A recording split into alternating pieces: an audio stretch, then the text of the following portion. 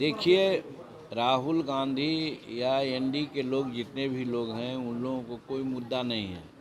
एक ही मुद्दा के लिए वो लोग दौड़ रहे हैं कि प्राइम मिनिस्टर कौन हो। तो राहुल गांधी बतावें कि उनको लोग प्राइम मिनिस्टर का कैंडिडेट मान लिया। अगर नहीं माना तो ये जो कहते हैं नौकरी की बात, तो 60 साल उनकी सरकार रही जिसमें हम भी शागिर्द थे, साथी थे। उस समय नौकरी के लिए क्या किए? अगर नौकरी के लिए करते बात होती तो आज इतना समूचे भारत में थी, संसार में सबसे ज़्यादा अनियोजित हमारा भारत में है, अभी तक तो हालत नहीं रहती। एक बात। और दूसरी तरफ हमारे प्रधानमंत्री नरेंद्र मोदी जी ने कहा है कि हर साल हम 2 करोड़ लोगों को नौकरी देंगे। हम कह रहे हैं कि उससे ज़्यादा नौकरी दे रहे हैं, इसको संज्ञान में आना चाहिए उनको। और कैसे हम जो एमएसएमई विभाग देख रहे हैं उसमें हमारे के यहाँ चाहे प्रधानमंत्री विश्वकर्मा योजना हो या पीएमईजीपी हो, चाहे और ये सब जितना भी है योजना, उसके तहत आज तक एमएसएमई से करीब करीब 26 करोड़ लोगों को हम लोगों ने नियोजन दे दिया है। नौकरी नहीं, नियोजन। तो नौकरी और नियोजन दोनों बराबर होता है, एक सरकार की होती है, एक अपने पैर पर खड़ा होता है।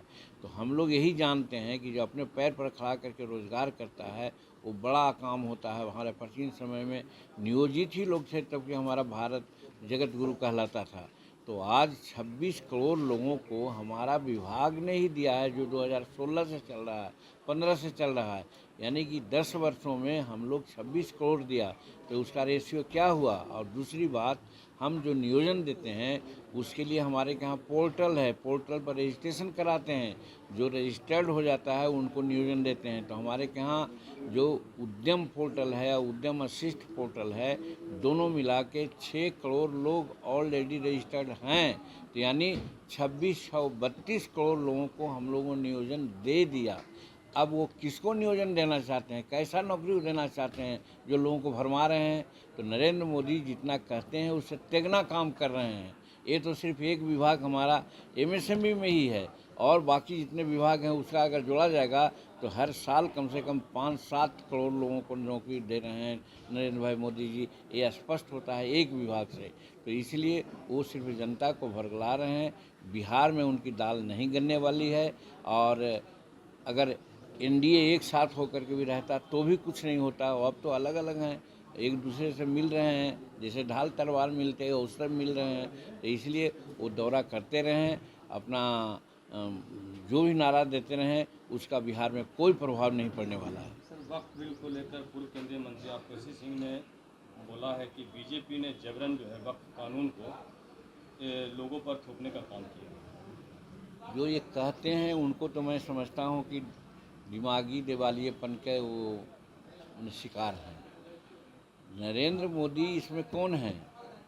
भारत के संसद ने, भारत के पार्लियामेंट में पास किया, दोनों लोकसभा और राज्यसभा में, जहां राज्यसभा लोकसभा में 10 घंटा डिलीब्रेशन हुआ और राज्यसभा में 12 घंटा डिलीब्रेशन हुआ।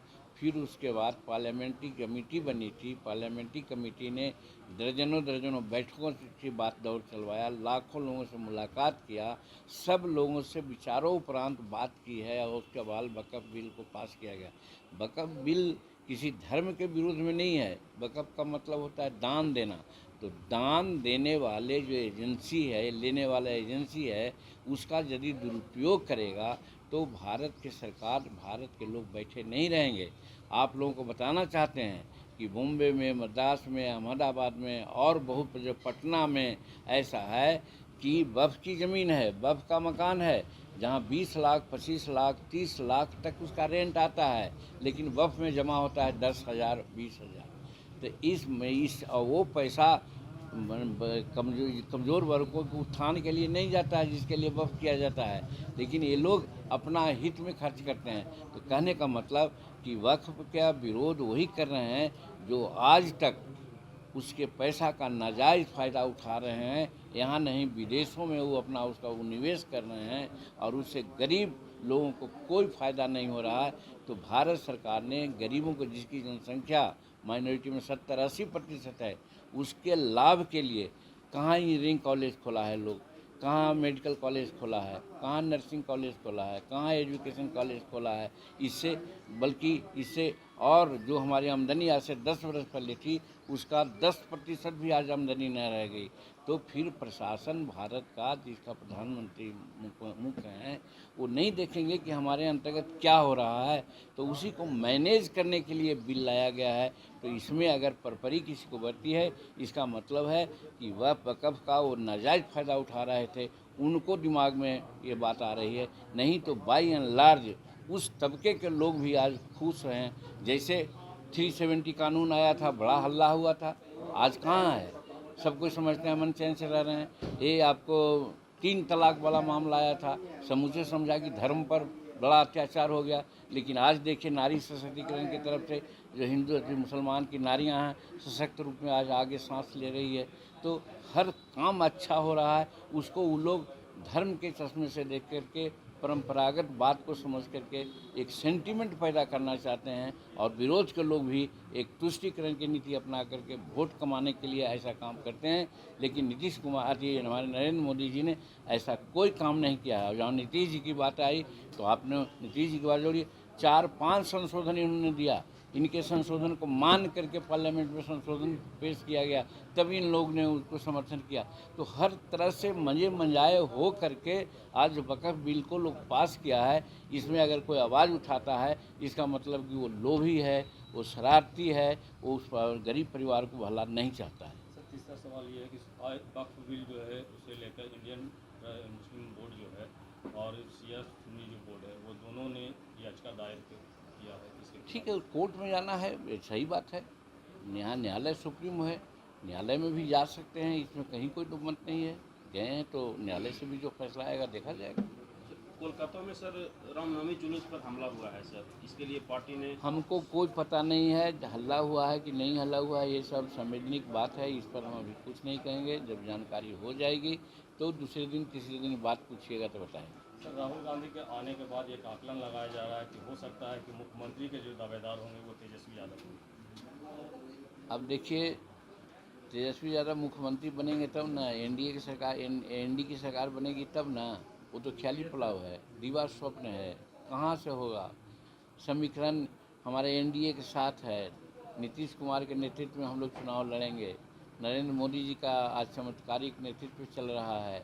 जो भारत आर्थिक व्यवस्था में 12वां पोजीशन पर था, आज 5वां पोजीशन में आ गया है। 27 तक तीसरा पोजीशन होंगे और 2047 तक हम लोग संसार का विकसित राष्ट्रों में हमारी गिनती होगी। ये काम हम लोग कर रहे हैं। इसको भारत की जनता समझ रही है कि खाली उन लोग जो इधर उधर की बात करते हैं उसको लोग समझेंगे। इसलिए राहुल गांधी आ जाएं, कोई आ जाए, उससे कोई मतलब नहीं है। तेजस्वी स्वप्न देखते रहे हैं। तेजस्वी के पिताजी तो बोल ही चुके हैं कि किसी को हम कोई माई का लाल नहीं है अगर तेजस्वी को रोएगा मुख्यमंत्री बन से। इससे कोई मुख्यमंत्री बन जाता है। काम तो कीजिए। 2005 के पहले क्या हो रहा था, आवाज़ क्या हो रहा है? आज 24 घंटा बिजली मिल रही है साहब। आज हर जगह रोड बनी हुई है, गांव-गांव रोड जाते हैं। 5 घंटा में किसी कोने में बिहार से आ जा सकते हैं। और विकास के बहुत से काम हुए हैं। अभी हमको देखिए, हमारे इमामगंज में भी 205 करोड़ रुपया की राशि सैंक्शन हुई है, जिसके लिए लड़ाई थे वर्षों से। चाहे कोठी पैन का मामला हो, चाहे लावाबार बांध का मामला हो, या इमामगंज से लेकर सलैया तक तरफा रोड बनाने की बात हो। तो विकास का काम बिहार में हो रहा है, विकास का काम नरेंद्र मोदी कर रहे हैं। इसको जनता लोग देखेंगे कि उनको लोग देंगे। इसलिए तेजस्वी प्रसाद स्वप्न सोच लें कि वो मुख्यमंत्री बनेंगे।